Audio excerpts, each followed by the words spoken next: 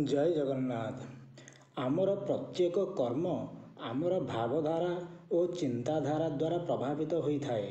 ଯେତେବେଳେ ଆମର ମନ ବିବେକାନୁମୋଦିତ ହୋଇ ଚାଲେ ସେତେବେଳେ ଆମେ ସୁଖୀ ହୋଇଥାଉ ଓ ସତ୍ମାର୍ଗରେ ଚାଳିତ ହୋଇଥାଉ। ମନ ଏପରି ଚଞ୍ଚଳ ଯେ ପ୍ରତି ମୁହୂର୍ତ୍ତରେ ବଦଳୁଥାଏ। ଆମ ମନର ବିଭିନ୍ନ ଅବସ୍ଥାରେ ଭିନ୍ନ ଭିନ୍ନ ଭାବନାମାନ ଆସିଥାଏ ଓ ପୁଣି ଚାଲି ଯାଇଥାଏ। ଏ ଭାବନାମାନଙ୍କ ମଧ୍ୟରୁ କେତେକ ଭାବନାକୁ ନେଇ ଆମେ ଚିନ୍ତାଗ୍ରସ୍ତ ହୋଇ ରହୁ। ଏପରି ଅବସ୍ଥା ଅନେକ ଥର ଆସିବା ପରେ ଯେଉଁ ଚିନ୍ତାକୁ ଆଧାର କରି ତାକୁ ଆମେ କାର୍ଯ୍ୟରେ ପରିଣତ କରୁ ତା ଅନୁସାରେ ସଂସାରରେ ଖ୍ୟାତି ବା ଅପଖ୍ୟାତି ପାଇଥାଉ। ଏଣୁ ଆମର ଭାବନା, ଚିନ୍ତାଧାରା ଓ କାର୍ଯ୍ୟକୁ ସୁସଂଯତ କରି ଜୀବନ ଅତିବାହିତ କରିବା ପାଇଁ ମନକୁ ଠିକ୍ ବାଟରେ ପରିଚାଳିତ କରିବା ପାଇଁ ରହିଛି ବିବେକ।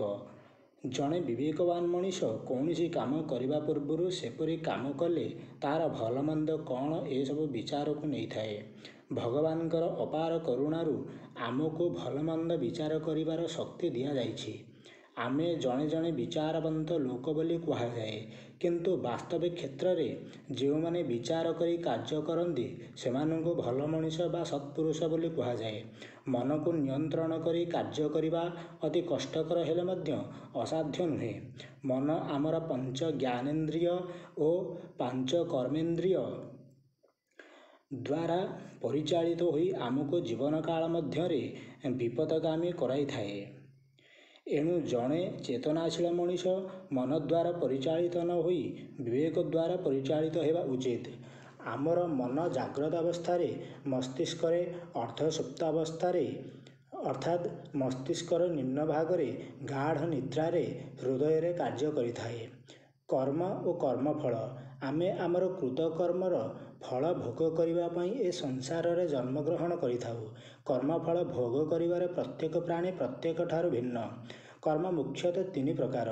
କ୍ରିୟମାଣ କର୍ମ, ଯଥା ଯେଉଁ କର୍ମ ଆମେ ବର୍ତ୍ତମାନ କରୁଛୁ, ସଞ୍ଚିତ କର୍ମ, ପରବର୍ତ୍ତୀ ମୁହୂର୍ତ୍ତରେ ଏହି କ୍ରିୟମାଣ କର୍ମ ସଞ୍ଚିତ ନେଇଥାଏ, ଏହାକୁ ସଞ୍ଚିତ କର୍ମ କୁହାଯାଏ। ଓ ପ୍ରାରବ୍ଧ କର୍ମ, ଯଥା ଜଣେ ବ୍ୟକ୍ତି ଯଦି ଏ ଜନ୍ମରେ ତାଙ୍କର କର୍ମମାନଙ୍କର କର୍ମଫଳମାନ ଭୋଗ କରିପାରିଲେ ନାହିଁ, ତେବେ ପରବର୍ତ୍ତୀ ଜନ୍ମରେ ଏହା ପ୍ରାରବ୍ଧ ନାମରେ ନାମିତ ହୋଇଥାଏ।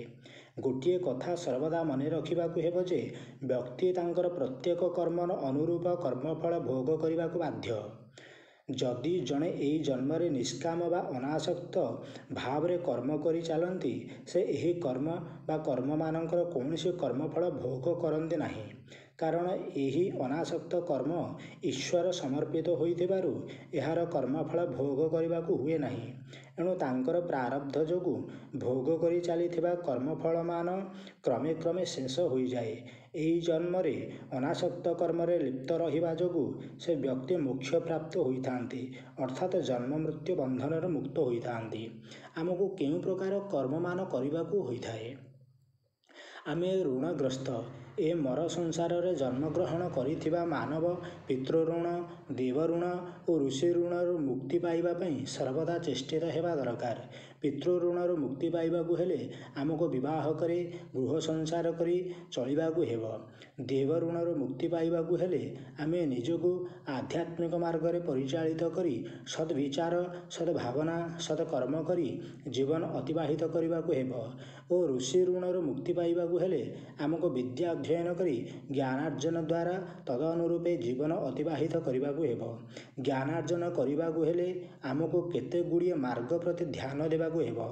ଡକ୍ଟର ଏପିଜେ ଅବଦୁଲ କଲାମ ଭାରତର ପୂର୍ବତନ ରାଷ୍ଟ୍ରପତିଙ୍କ ମତ ଅନୁସାରେ ଆମ ଜୀବନରେ ଏକ ନିର୍ଦ୍ଦିଷ୍ଟ ଲକ୍ଷ୍ୟ ନେଇ କାମରେ ଆଗେଇବା ଦରକାର। ସେହି ଲକ୍ଷ୍ୟ ହାସଲ କରିବା ପାଇଁ ଜ୍ଞାନାର୍ଜନର ଆବଶ୍ୟକତା ରହିଛି। ଏହା ଆମେ ଆମର ପିତାମାତାଙ୍କଠାରୁ, ଶିକ୍ଷକ କିମ୍ବା ବହି ପତ୍ରିକାମାନଙ୍କରୁ ସଂଗ୍ରହପୂର୍ବକ ଲିପିବଦ୍ଧ କରି ଆଗେଇ ପାରିବା। କାର୍ଯ୍ୟକୁଶଳତା ପାଇବା ପାଇଁ ଆମକୁ କଠିନ ପରିଶ୍ରମ କରି ଆଗେଇବାକୁ ହେବ। ବାଟରେ ଆସୁଥିବା ସମସ୍ତ ପ୍ରକାରର ବାଧାବିଘ୍ନମାନଙ୍କୁ ଧୈର୍ଯ୍ୟ ଓ ସାହସର ସହିତ ଡେଇଁ ଡେଇଁ ଯିବା ପାଇଁ ବଦ୍ଧପରିକର ହେବା ଉଚିତ। ଏ ସଂସାରର ଏକ ବନ୍ଧନ। ଏ ସଂସାର ଏକ ବନ୍ଧନ। ଏ ବନ୍ଧନରୁ ମୁକ୍ତି ପାଇବାକୁ ହେଲେ ଆମକୁ ଆମର ଜୀବନ ନିର୍ବାହ ପାଇଁ ସତ୍ ଉପାୟରେ ଅର୍ଥୋପାର୍ଜନ କରିବାକୁ ହେବ।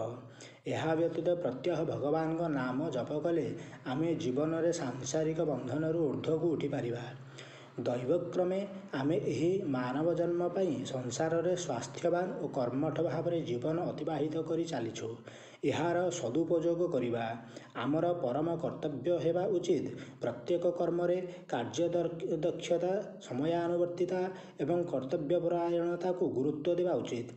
ଜୀବନର ପ୍ରତ୍ୟେକ ମୁହୂର୍ତ୍ତରେ ସେହି ଅଦୃଶ୍ୟ ଶକ୍ତି ଯେ କି ଆମକୁ ଏ ସଂସାରକୁ ପଠାଇଛନ୍ତି ଓ ଯାହାଙ୍କର ଇଙ୍ଗିତରେ ଏ ବିଶ୍ୱ ପରିଚାଳିତ, ଯେ ଆମକୁ କାର୍ଯ୍ୟଦକ୍ଷ ଅବସ୍ଥାରେ ରଖିଛନ୍ତି ଓ ଭଲ ଭାବରେ ସତ୍ମାର୍ଗରେ ଜୀବନ ଅତିବାହିତ କରିବାର ଶକ୍ତି ଓ ସୁଯୋଗ ଦେଇଅଛନ୍ତି, ତାଙ୍କୁ ସ୍ମରଣ କରି ପ୍ରାର୍ଥନା କରିବା ଉଚିତ।